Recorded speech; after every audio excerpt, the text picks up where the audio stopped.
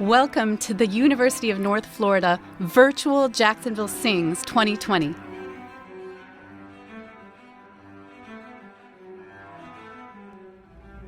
Hi, welcome to Jacksonville Sings Virtual installation. My name is Cara Tasher, and it is my sincere pleasure to introduce our very new colleague, Dr. John Daugherty, who's our new Director of Opera and Baritone on the UNF faculty.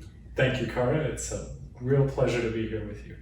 What are you most excited about at the University of North Florida, being a new faculty member? The honest answer is that as a faculty member, it means that I get to be the super student. I now have to be enough of a student to teach all of my students what they need to know. And how about Jacksonville? What are some of your favorite discoveries you've made in Jacksonville? Well, the coffee is much better than I anticipated. I love being this close to the ocean. That's a big win for me. And the city of Jacksonville is just a very welcoming, friendly place. And I think that it's full of people who want to get involved and help out.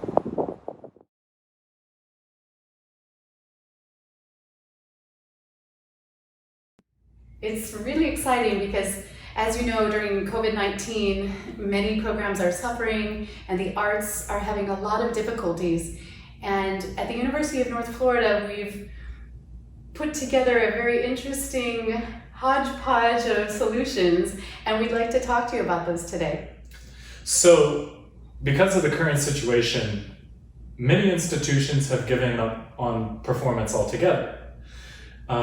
We decided to take another route here at the UNF Vocal Arts faculty, and we're producing the first ever UNF Opera Gala this fall.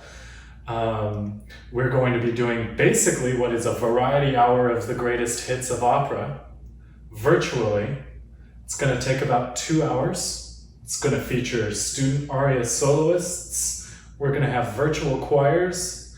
If you sing at UNF, you're involved in this project. Additionally, we are taking our annual Messiah and also doing a pre-recorded video of it called Messiah on the Move.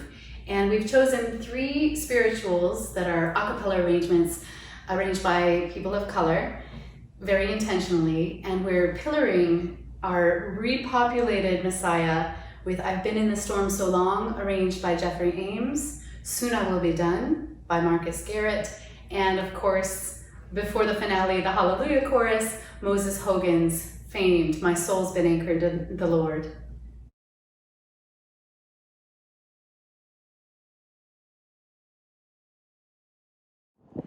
As part of a synergistic vocal arts department, I believe that in the choral area, it's important for us to also be very aware of the visual aspect of performing in addition to the oral aspect of it. And increasingly, our audiences need that. You know, how many of us can pay attention for more than 30 seconds? I mean, you might not even be watching this video now. You're like, something else tick-tocked on my screen or something like that. So anyway, it's a great pleasure to be working alongside such terrific colleagues, and I'm grateful to them and our guests for all of their collaborations for this week's virtual Jacksonville Sings. Thank you very much. Now we will go over some of our best practices of incorporating movement into our recent performances. Using movement intentionally. How and when? Here's a quick tutorial of how to incorporate movement into all of your sung performances, outside of the traditional or folk song medium. This helps us to express the meaning of the text more effectively. Transitions. When at all possible, try to put the moving into new position into the song itself. This really helps the flow and the pacing of the performance and keeps the audience engaged. However, when movement doesn't serve the music and maybe even hinders it, consider adding a very simple transition song, such as Around or one of the Justice Choir Handbook songs, which are free online. Additionally, transitions can add percussion to a piece or augment a very powerful message. In this case that you'll see, the chamber singers performed at the We the People TEDx held in Jacksonville. The set opened with 3 soprano soloists searching throughout the audience, carrying lanterns, looking for something they had lost. This ends abruptly with one of our students yelling, "Hands up." We drop to the floor and we sing Abby Bettina's Resilience from the Justice Choir Handbook. Then we transition into Arvo Pärt da Pacem Domine, strikingly juxtaposing the idea of violence and peace with one another. We closed the set with Love is Love, and the students came together, joining in hands, and then slowly going out into the audience singing along with us, many of them, and us, in tears.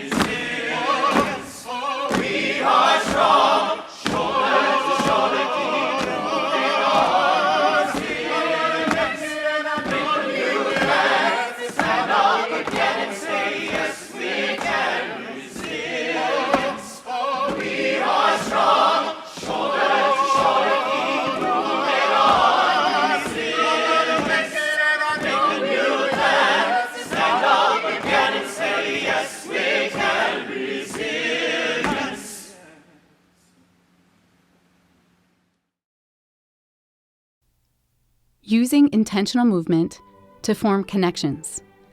These might be with the audience or with one another on stage, and they're especially effective toward the concert's end, depending on your intended message and theme of the program.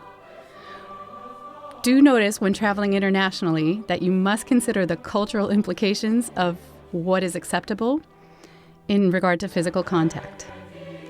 Make sure that your singers have the basic emotional intelligence to know when looking at a stranger if that person would be receptive to being contacted or not.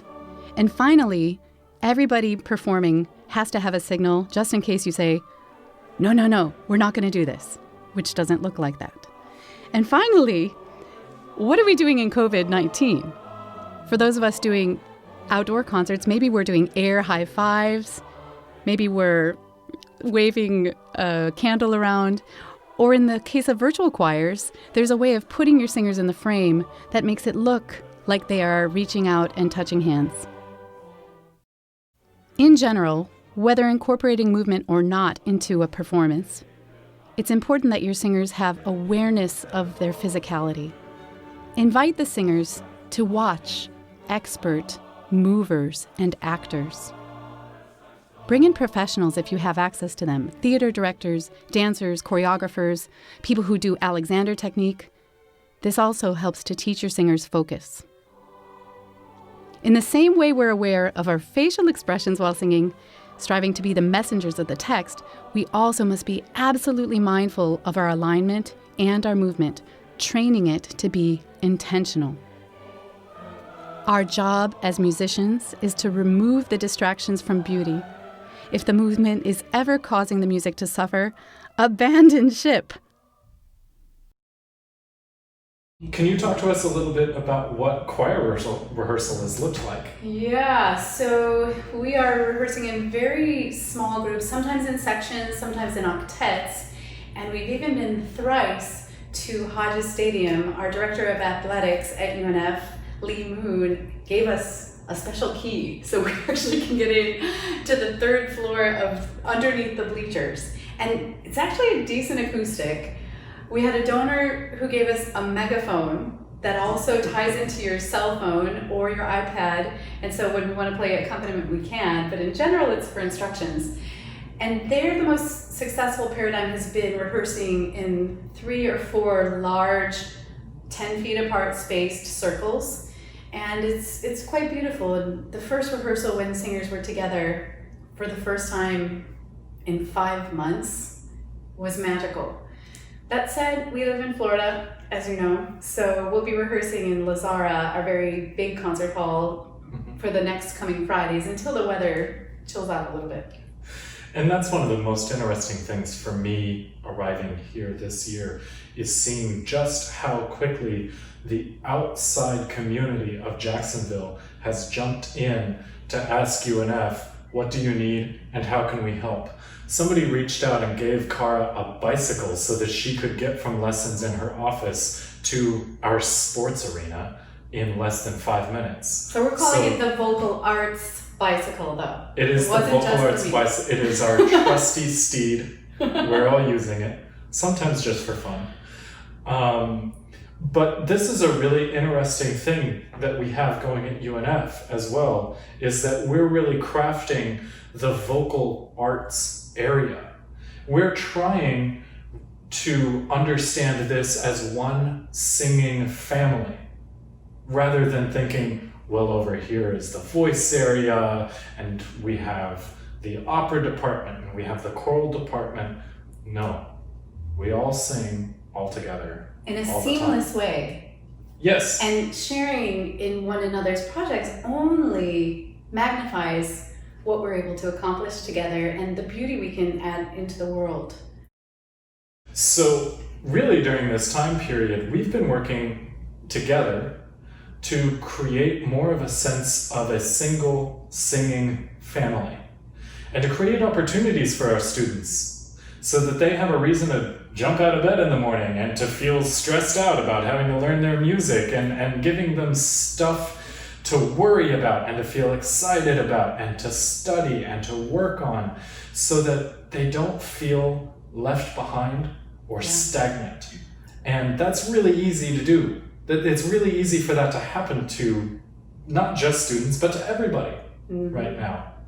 And so we're trying to really craft ourselves as the University of North Florida Vocal Arts family right now. And with that, we are so happy that you chose to join us for virtual Jacksonville Sings, and we hope you enjoy our stellar lineup of clinicians, some of whom are faculty at the University of North Florida, and many who are friends from around the world.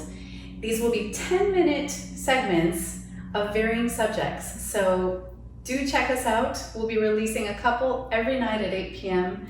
on this YouTube channel. Thanks for joining us. Thank you. Have a great night.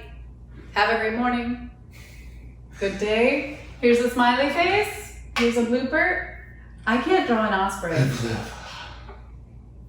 I think that was actually pretty good. It's kind of a duck, right?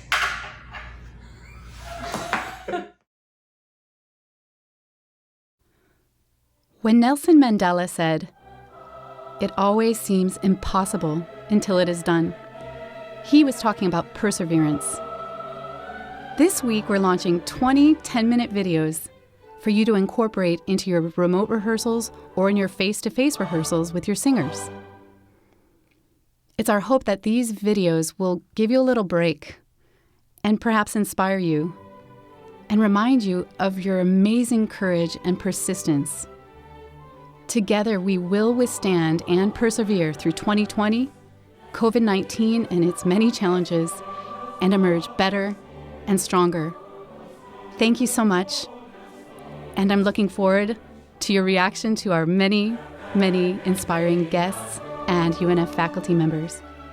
See you in person in 2021.